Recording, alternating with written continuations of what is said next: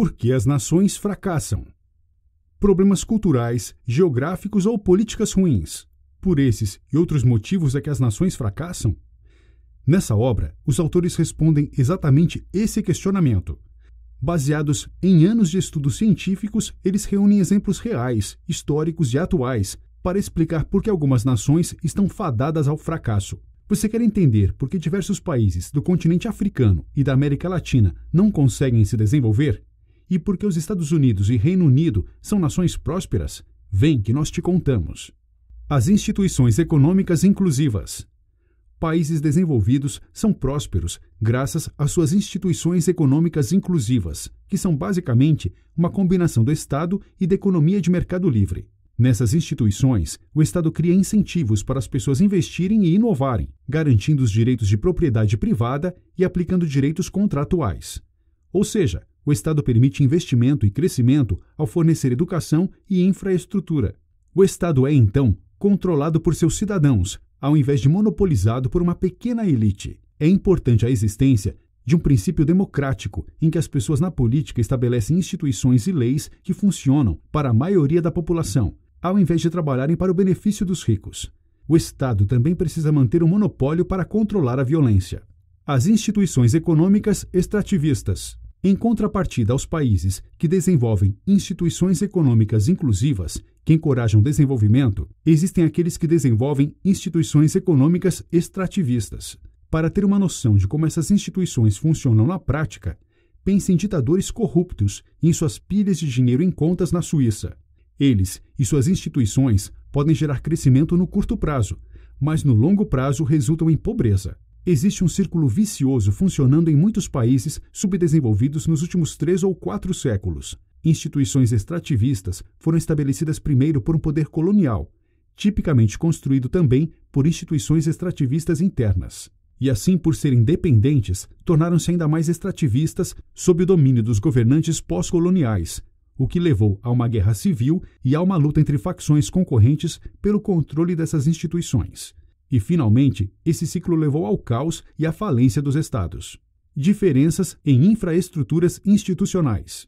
Os países desenvolvidos, como os Estados Unidos e o Reino Unido, se beneficiaram por 3 ou 4 séculos de um círculo vicioso, no qual as instituições se tornaram gradualmente mais inclusivas.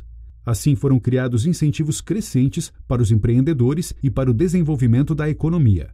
Para chegar a essa conclusão, inúmeros estudos comparativos foram conduzidos com países com proximidade geográfica como México, Estados Unidos, Coreia do Sul, Coreia do Norte e Botsuana e Zimbábue. As diferenças cruciais entre esses pares de países estão nas infraestruturas institucionais, que foram estabelecidas através das últimas décadas e séculos. Isso explica seus desenvolvimentos, subdesenvolvimentos relativos. Países como o Egito são pobres porque foram dominados por uma pequena elite que organizou a sociedade para seu próprio benefício, às custas da vasta maioria das pessoas. Isso também se aplica aos países Coreia do Norte, Serra Leoa, Zimbábue. Países como a Grã-Bretanha e os Estados Unidos são prósperos porque seus cidadãos derrubaram as elites que controlavam o poder e criaram uma sociedade em que os direitos políticos eram distribuídos amplamente.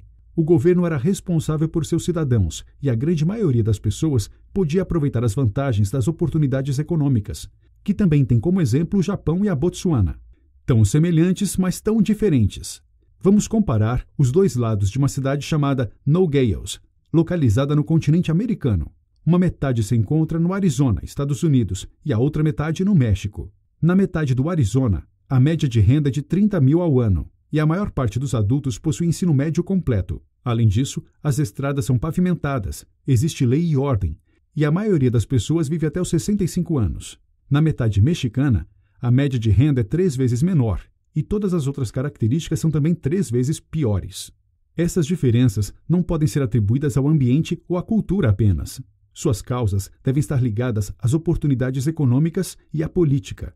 Para entender a diferença, precisamos analisar a época do colonialismo nos séculos XVI e XVII. O México foi o primeiro país a ser colonizado, sob um sistema de escravidão e extração. No século XV, os espanhóis usaram os sistemas de escravidão existentes para benefício próprio e extraíram montanhas de ouro e prata, deixando um legado de governança pelas elites e escassez de direitos políticos para a maioria.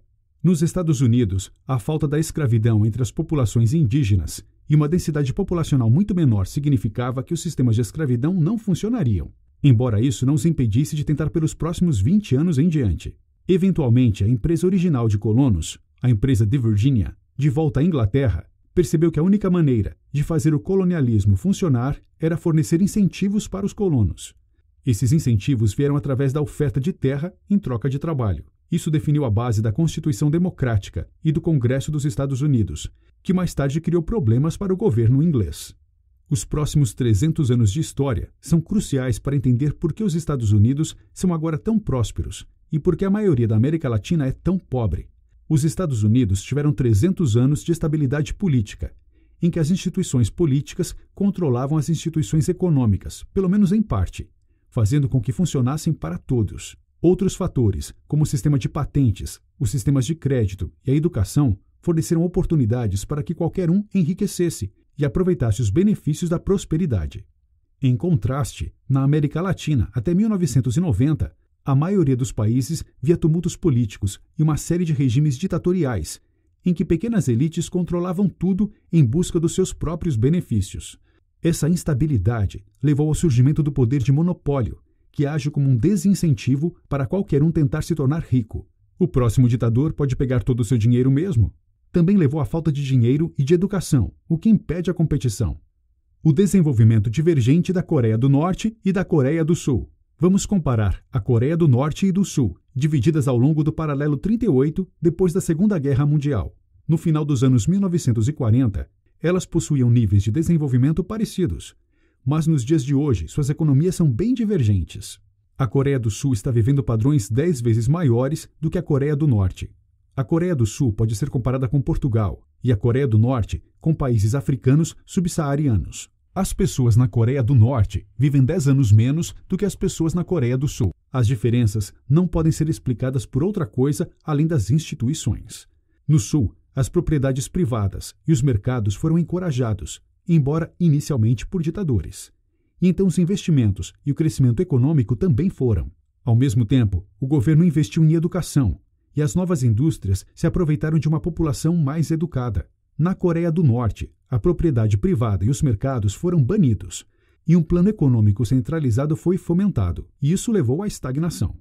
O direito à propriedade privada nas instituições inclusivas. Os países são diferentes em seus sucessos econômicos por suas instituições diferentes. As regras de cada país influenciam como a economia funciona e os incentivos que motivam as pessoas. Um ponto crucial nesse sentido é o direito à propriedade privada, que precisa ser apoiado pelo Estado. Na Coreia do Sul, as pessoas sabem que serão recompensadas por seus esforços. Na Coreia do Norte, não há incentivos para inovar e investir, porque o Estado vai tomar os benefícios de qualquer iniciativa. Para se desenvolver, uma sociedade precisa ter instituições econômicas inclusivas e um Estado que garante prosperidade para as massas, fornecendo o grau de infraestrutura necessário para o crescimento econômico. Por exemplo, garantindo o direito de propriedade privada e direitos de contrato para todos, não só para uma minoria, e fornecendo educação e infraestrutura física como estradas. As empresas privadas utilizam e precisam dessas instituições. O que não funciona para o desenvolvimento são as instituições econômicas extrativas, em que o Estado é utilizado para extrair riqueza de uma parte da população para outra. Exemplo disso é a escravidão e os sistemas coloniais. Os motores da prosperidade. A educação para as massas é crucial para a inovação em um mundo tecnológico avançado. É isso que todas as nações desenvolvidas possuem, e muitas nações subdesenvolvidas não. A educação precisa ser bem financiada, e os pais precisam ter incentivos para enviar seus filhos à escola. Um Estado precisa ser inclusivo para que o crescimento econômico ocorra, ou seja, ele precisa ser escolhido por seus cidadãos e ter um controle centralizado sobre a violência. A política extrativa e as instituições econômicas normalmente se apoiam. Isso significa que as massas não as apoiam. Quando a mudança tecnológica é o motor do crescimento econômico, isso significa uma mudança social, e com essa mudança existem vencedores e perdedores. Então, as elites existentes podem resistir às mudanças, que tornam as instituições mais inclusivas, mesmo que isso signifique maior prosperidade para todos. A luta do Congo. O Congo não se desenvolveu desde sua independência. Isso aconteceu porque construir um Estado centralizado, que inclui todas as vozes, não fazia parte dos interesses da elite dominante. Também não era parte dos interesses deles usar o Estado para fornecer serviços públicos que beneficiariam as massas, ao invés de manterem as instituições extrativistas. Com uma política independente, o Congo experimentou um declínio econômico quase ininterrupto e pobreza sob o domínio de Joseph Mobutu entre 1965 a 1997. Mobutu criou um conjunto de instituições econômicas altamente extrativistas. Os cidadãos foram empobrecidos, mas Mobutu e a elite ao redor dele, conhecidos como os grandes vegetais, se tornaram muito prósperos. Mobutu construiu para ele um palácio em sua cidade natal, Gbadolite, com um aeroporto grande o suficiente para pousar um jato Concorde supersônico, um avião que ele alugava com frequência da Air France para viajar para a Europa. Na Europa, ele comprou castelos e era dono de longas porções de terra na capital da Bélgica, Bruxelas. Mas a verdade é que se Mobutu tivesse introduzido instituições econômicas inclusivas, ele não seria tão rico assim. O poder como um fim e não como um meio. O crescimento pode acontecer sob instituições extrativistas. Foi o que houve na Rússia ou na Coreia do Sul, no começo, e na China atualmente. Mas é improvável que esse crescimento seja sustentável, a menos que as instituições econômicas e políticas se tornem mais inclusivas. Há um círculo vicioso, começando com as instituições extrativistas estabelecidas por um poder colonial, que foram construídas por instituições extrativistas também. Isso as torna ainda mais extrativas, sob o domínio de governantes corruptos, levando a guerras civis pelo controle das instituições, o que causa um caos completo. Por exemplo, as autoridades britânicas coloniais construíram instituições extrativistas, das quais muitos políticos africanos pós-independência continuaram a utilizar para enriquecer. Isso aconteceu em países como Serra Leoa, Gana, Quênia e Zâmbia. Os governantes pós-coloniais utilizaram suas riquezas para construir forças de segurança personalizadas, que respondiam a eles e também ajudavam nas eleições. Dessa forma, apenas aqueles que possuíam dinheiro eram capazes de manter seu poder. Isso criou incentivos entre a oposição para depor os líderes existentes e restabelecer o poder e as riquezas para eles mesmos. O ponto aqui é que o poder se tornou um fim em si mesmo e não um meio para desenvolver um país. O mau exemplo de Serra Leoa. Toda a nação ocidental africana de Serra Leoa se tornou uma colônia britânica em 1896.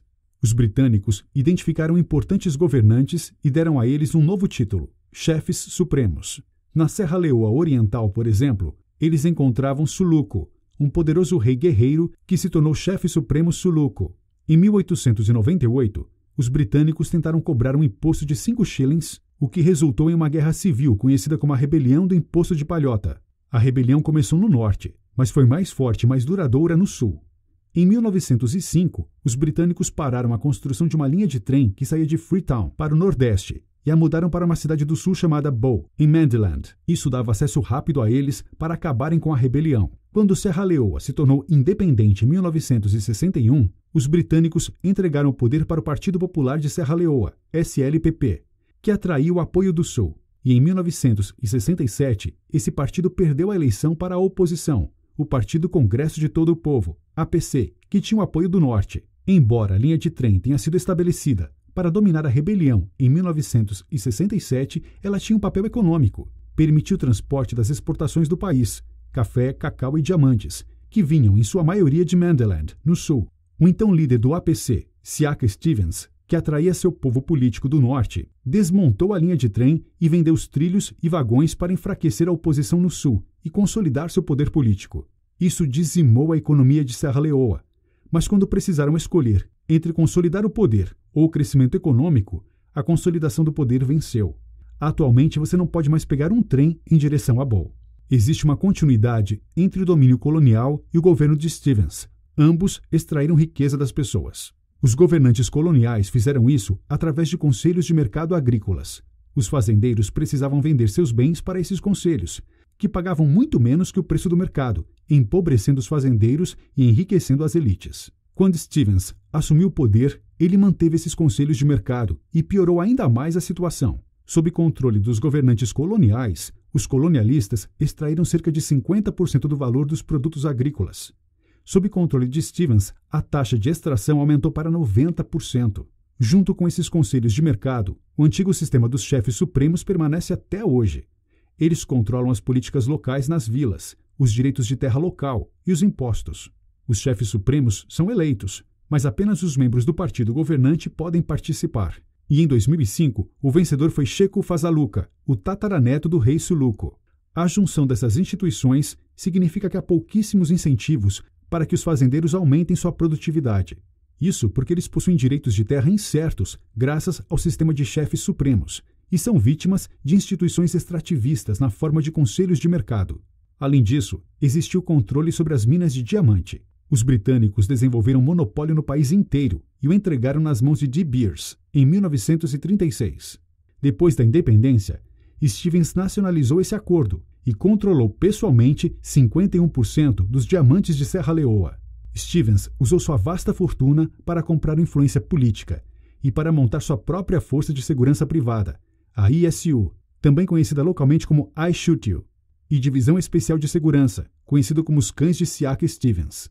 Tudo isso preparou o cenário para uma guerra civil brutal.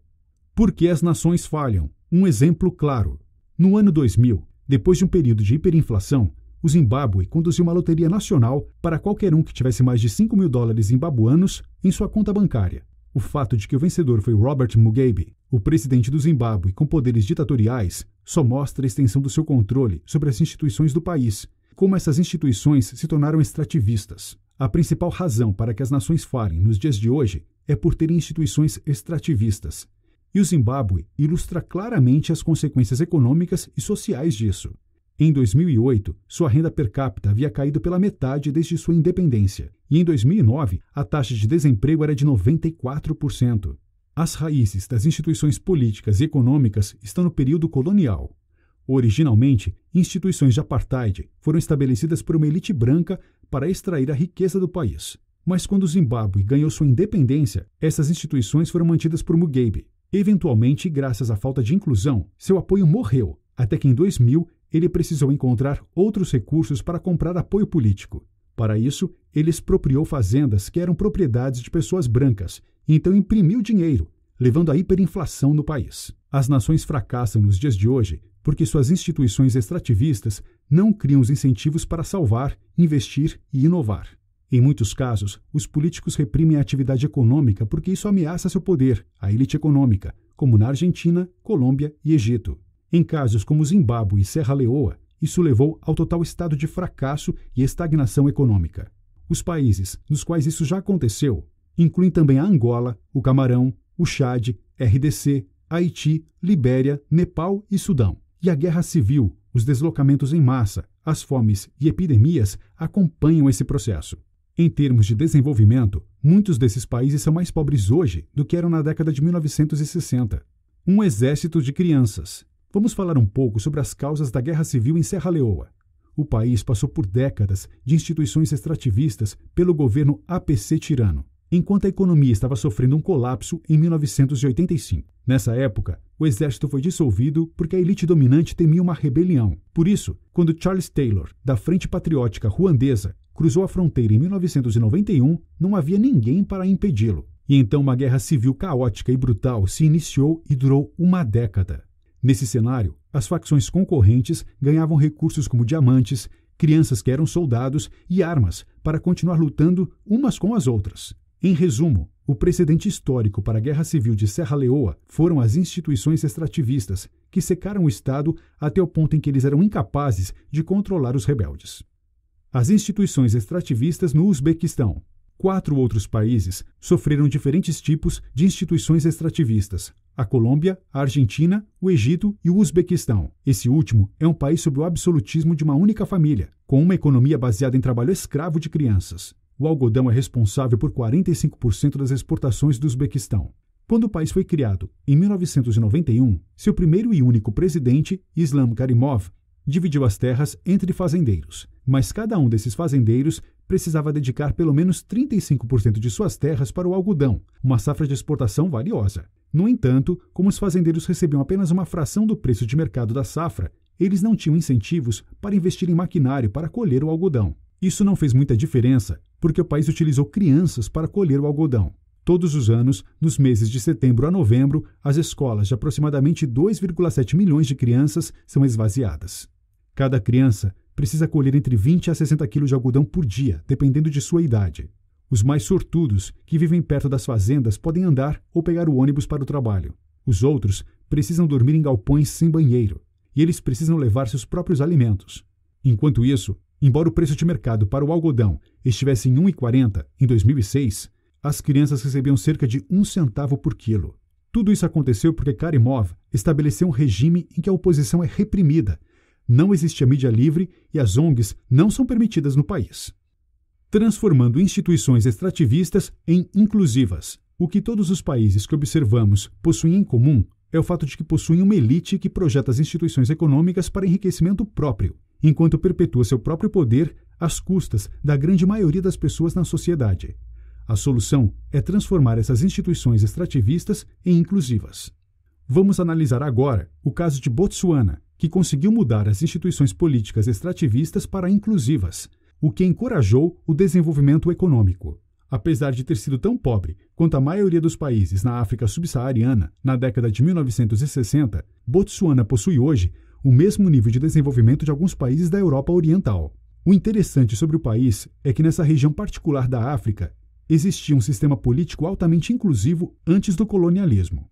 O princípio de governar pelo bem das pessoas e em nome do povo foi estabelecido por muitas gerações. Outro ponto que promoveu o desenvolvimento foi o fato de que os ingleses não estavam muito interessados em Botsuana.